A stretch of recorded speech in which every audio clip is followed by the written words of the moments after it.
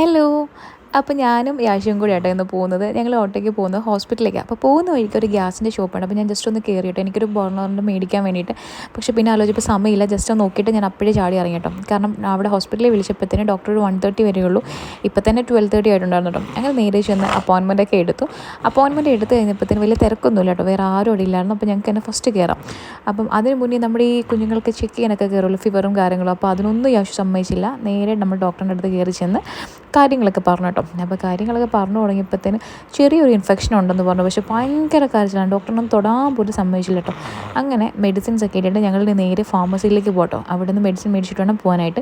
പിന്നെ ഞങ്ങൾ ഓട്ടോയിൽ വന്നുകൊണ്ട് ഓട്ടോ ചേട്ടൻ വെയിറ്റ് ചെയ്യാമെന്ന് പറഞ്ഞു. പുള്ളി അവിടെ കിടപ്പുണ്ട്. അങ്ങനെ ഞാൻ ഫാർമസി ചെന്നിട്ട് പെട്ടെന്ന് മെഡിസിൻ മേടിക്കട്ടോ. അപ്പോൾ യാഷു ആണെങ്കിൽ എന്തെന്ന് അറിയത്തില്ല, ഭയങ്കര ഒരു സങ്കടവും താഴെ നിൽക്കുന്നതില്ല കരച്ചിലാട്ടോ. ഈ കരഞ്ഞ് നിന്നപ്പോൾ കാണാം ഈ ഒരു മിൽക്ക് ഷേക്ക് അവളുടെ കണ്ണിപ്പെട്ടപ്പോൾ പോയെങ്കിൽ എടുത്തിട്ടോ.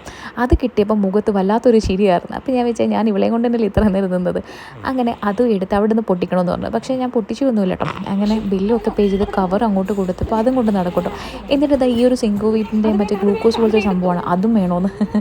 അങ്ങനെ അത് എടുത്തൊന്നുമില്ല കേട്ടോ. 2-3 പ്രാവശ്യം കൊണ്ടുവന്ന് ഞാൻ വീണ്ടും കൊണ്ടങ്ങ് വെച്ചു. എനിക്ക് ഫ്രൂട്ടി പോലെ തോന്നിയോണ്ടായിരിക്കാം. അങ്ങനെ ഞങ്ങൾ അതുമൊക്കെ അവിടെ വെച്ചിട്ട് ഞങ്ങളുടെ മെഡിസിൻ്റെ ബില്ലും ആ ഷേക്കും മിൽക്ക് ഷേക്കും മേടിച്ചു. അപ്പോൾ ഞാൻ അത് കൈ കൊടുത്തപ്പോൾ സന്തോഷമായി. കവർ ഞാനും അങ്ങ് മേടിച്ചു. അങ്ങനെ ഞാൻ യാശും കൂടെ നേരെ ഇത് തുറന്ന് പോവാട്ടോ. അപ്പം 2 സെറ്റ് ആൻറ്റിബയോട്ടിക് തന്നായിരുന്നു. ഇപ്പോൾ ഞാൻ ഒന്നേ എടുത്തുള്ളൂ. 4 ദിവസം കഴിഞ്ഞിട്ട് ഒന്നുകൂടെ കൊണ്ട് ചെന്നിട്ട് എടുത്താൽ മതി എന്ന് പറഞ്ഞു. കാരണം ഇടയ്ക്ക് ഞാനിങ്ങനെ എടുക്കുമ്പോൾ ഉണ്ടല്ലോ അവർ മെഡിസിൻ മാറ്റി തരാറുണ്ട്. അപ്പോൾ ഞാൻ ഒരു സെറ്റേ എടുത്തിട്ടുള്ളൂ. പിന്നെ ബാക്കി അല്ലാണ്ട് കുറച്ച് അലർജിയുടെ മെഡിസിനും ഒരു 2-3 ഡ്രോപ്സും ഒക്കെ ഉണ്ടായിരുന്നു. അങ്ങനെ അതുമൊക്കെ മേടിച്ചിട്ട് ഞങ്ങൾ നേരെ ഓട്ടോയ്ക്ക് കയറി ഇരിക്കട്ടെ. അപ്പോൾ യാഷിനാണെങ്കിൽ മിൽക്ക് ഷേക്ക് തുറന്നോളാൻ വയ്യ. അപ്പോൾ ഞാൻ പറഞ്ഞു തുറന്ന് തരാമെന്ന് പറഞ്ഞു. പിന്നെ എൻ്റെ ഇടയ്ക്കൊരു ചെറിയൊരു കരച്ചിൽ വന്നപ്പോഴത്തേന് ഞാൻ പിന്നെ എടുത്ത് മടി ഇരുത്തേണ്ടത് പിന്നെ അവിടെ ഇരിക്കാമെന്ന് പറഞ്ഞതും പിടിച്ച്. അങ്ങനെ ഞങ്ങൾക്ക് ഇനി നേരെ പോകേണ്ടതെന്ന് വെച്ച് കഴിഞ്ഞാൽ എനിക്ക് കുറച്ച് പച്ചക്കറി മേടിക്കണം. പച്ചക്കറി എന്ന് പറഞ്ഞാൽ സവാള മേടിക്കണം കേട്ടോ. സവാള ഇല്ലാണ്ട് ഒരു ദിവസം പോലും നമ്മുടെ വീട്ടിലെല്ലാം നിങ്ങളുടെ വീട്ടിലും പറ്റത്തില്ല.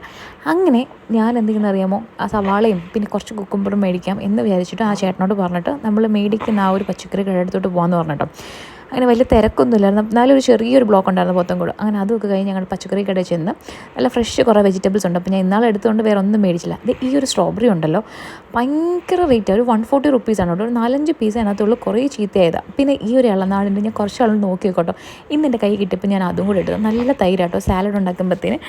അങ്ങനെ അതും എടുത്തു. പിന്നെ ഒരു 2.5 കിലോ സവാളയായിരുന്നു കേട്ടോ. അതിപ്പോൾ 100 രൂപ. 2 സവാളയ്ക്ക് വില കുറഞ്ഞെന്ന് തോന്നും. അങ്ങനെ ഒന്നും നോക്കില്ല. സവാള എടുത്ത് പിന്നെ ഒരു 1/2 കിലോ കുക്കുമ്പറും മേടിച്ചിട്ട് ഞങ്ങൾ പോവാട്ടോ.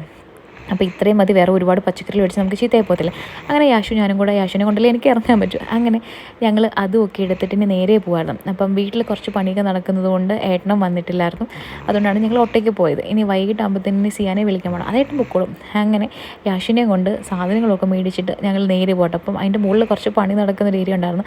അവിടെ ചെറുതായിട്ട് കുറച്ച് ബ്ലോക്ക് ആയിട്ടോ, കുറച്ച് മണ്ണൊക്കെ ഇട്ടേക്കെന്ന് പറഞ്ഞാൽ നമുക്ക് അങ്ങോട്ട് ഇറങ്ങാൻ പറ്റുന്നില്ലായിരുന്നു. അപ്പോൾ ഞാൻ പറഞ്ഞു ഞാൻ ഇറങ്ങിപ്പോകാമെന്ന്. അപ്പോൾ ആ ചേട്ടൻ പറഞ്ഞു വേണ്ട, കൊണ്ടാക്കാമെന്ന് പറഞ്ഞു. അങ്ങനെ നമ്മൾ വീടെത്തി യാഷിനെയും കൊണ്ട് ഇറക്കും കേട്ടോ. ഈ കുഞ്ഞു പിള്ളേർക്കോ അല്ലെങ്കിൽ നമ്മുടെ വീട്ടിലെ കുഞ്ഞുങ്ങൾക്ക് വയ്യാതായി കഴിഞ്ഞാൽ പിന്നെ നമ്മളും പെടുമല്ലേ. അതുപോലത്തെ അവസ്ഥയായിരുന്നു. അപ്പോൾ ഇനി എന്തായാലും വീട്ടിൽ വന്ന് ഫ്രഷ് ആവട്ടെ. അപ്പോൾ നമുക്ക് അടുത്ത വീട്ടിൽ കാണാം.